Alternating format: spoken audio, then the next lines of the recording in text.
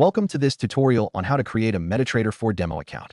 First, you will need to download the MetaTrader 4 application. You can find it by visiting your broker's website or by searching for MetaTrader 4 online. Download and install the application on your computer or mobile device. Once you have installed MetaTrader 4, launch the application.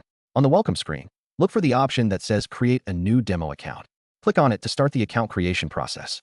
You will need to fill out some personal information, including your name, email address, and phone number. Make sure to use accurate details, as this will help you later if you need to recover your account. Next, you will choose the account type and leverage settings. Many brokers offer different account types, so select the one that suits your trading style. You will also need to specify the amount of virtual money you want in your demo account. After filling in this information, click on Next to continue. Finally, review the account settings you have chosen and click on Finish. You will receive your account number and password.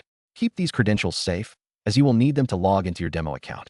Now you are ready to practice trading using MetaTrader 4 with your demo account. Enjoy your trading journey.